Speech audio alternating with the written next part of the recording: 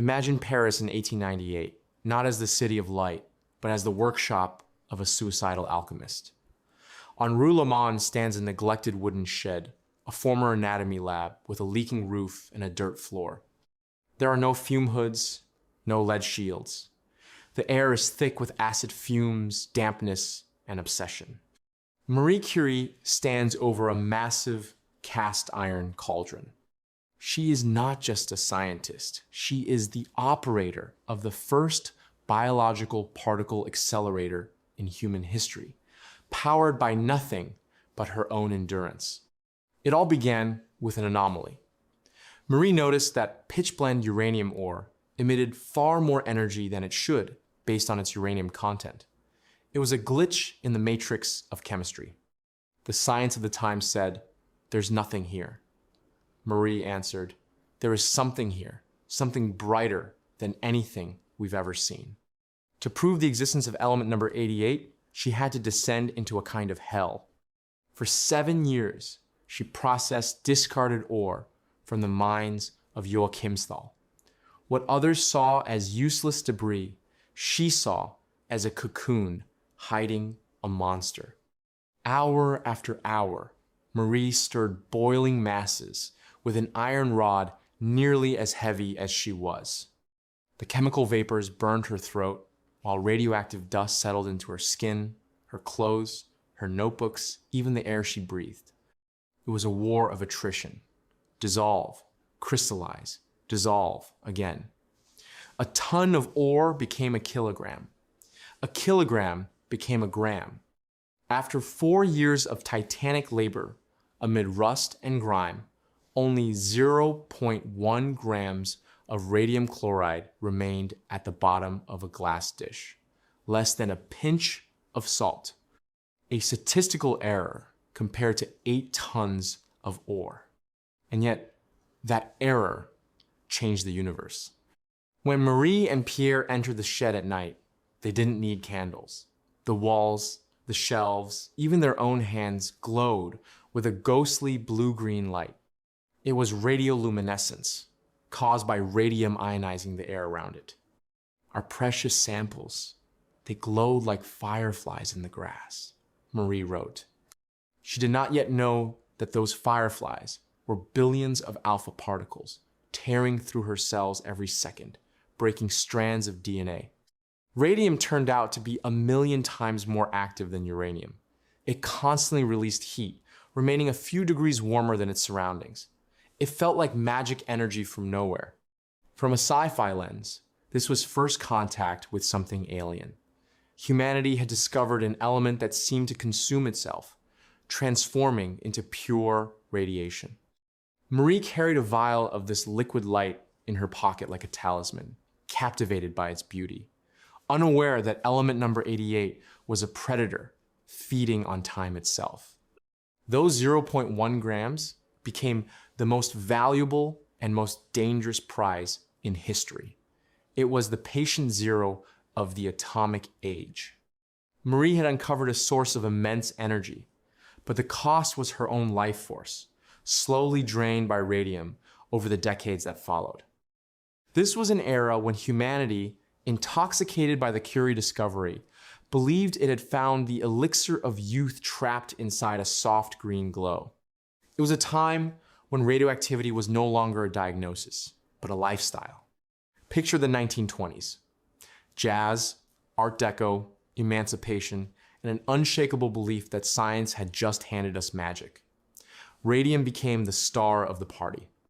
It didn't just glow. It promised health, strength, and endless energy. Its price skyrocketed to $120,000 per gram in those days, making it the most expensive substance on Earth. But instead of locking it away in lead-lined vaults, humanity chose to eat it, drink it, and smear it on their faces. Imagine the pharmacy displays of that era. It was a true nightmare. Advertising posters screamed about liquid sunshine. Parisian women bought powders and creams infused with radium and thorium. The ads promised that your skin would literally radiate light. And it did. Literally. Radium water, Radithor, became the energy drink of its time. Certified sunshine in a bottle. People believed radium stimulated the endocrine system and cured everything from depression to impotence. Radium chocolate and toothpaste flooded the market. Manufacturers claimed it strengthened teeth and boosted vitality. There was even radium-infused chicken feed, sold with the promise of producing self-cooking eggs. It was a triumph of ignorance over physics. People bought radium-coated watches so they could read the time in the dark, never suspecting that a slow-burning bomb was ticking on their wrists. Now, shift to the factories of the United States Radium Corporation. Picture long rows of tables where hundreds of young women sit working. Their job, painting numbers on watch dials using a glowing paint called undark, a mixture of radium, zinc, and glue.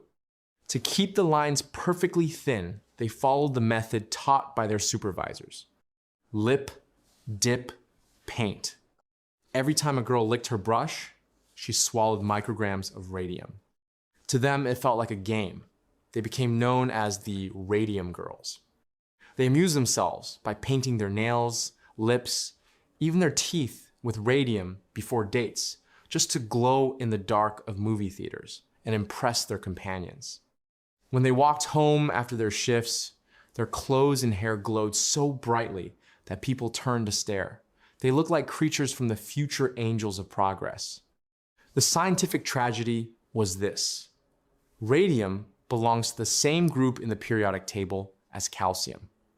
To the human body, they are twins.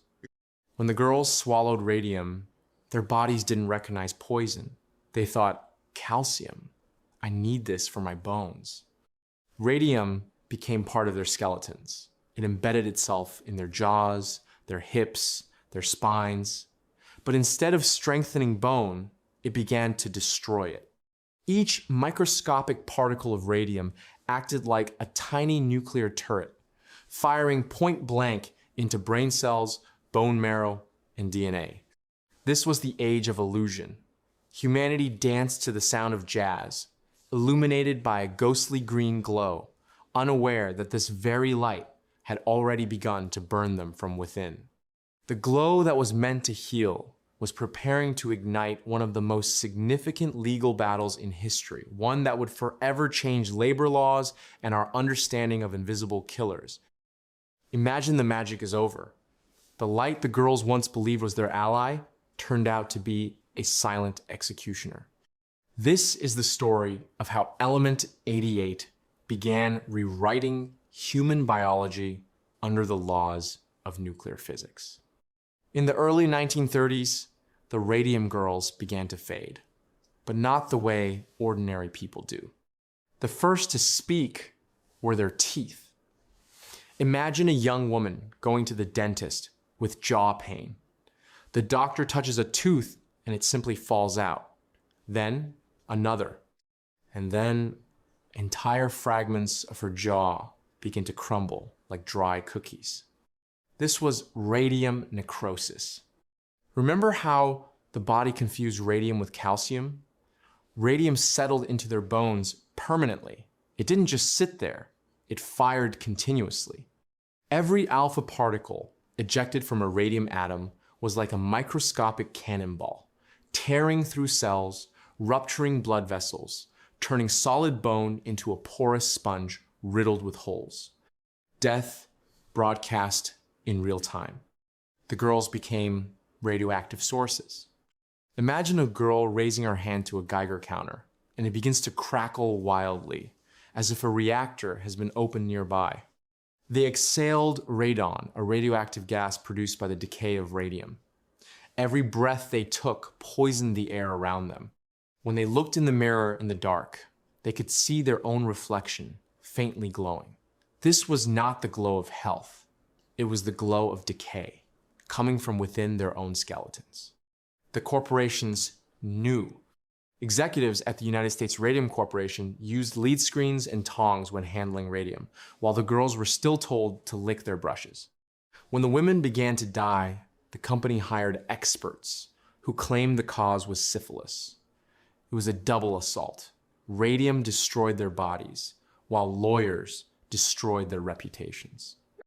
But 5 women, Grace Fryer and her friends, decided to fight back. Their lawsuit became the first major case where scientific evidence clashed with corporate power. They were so weak, they could barely raise their hands to take the oath.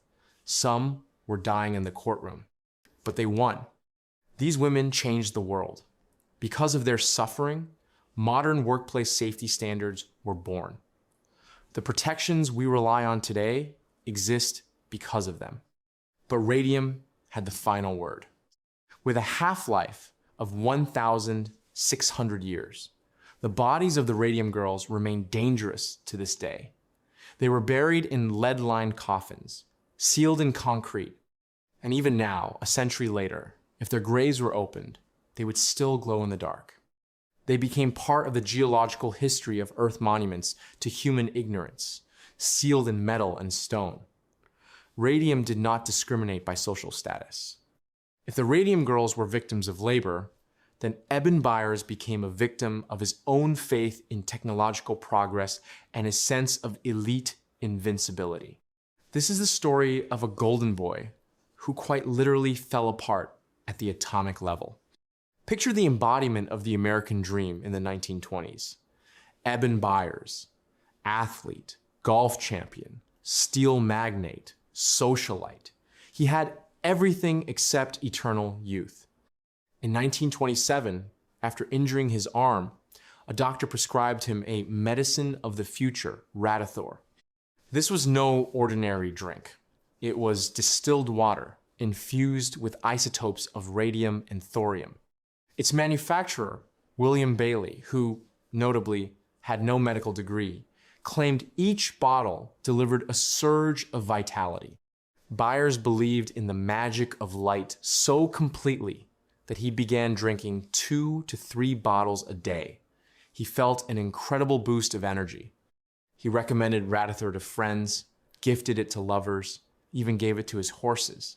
In total, he drank more than 1,400 bottles.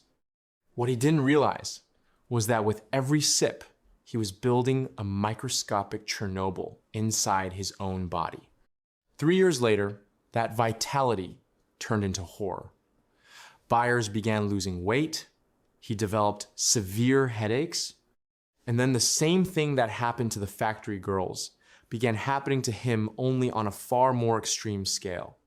His jaw began to disintegrate.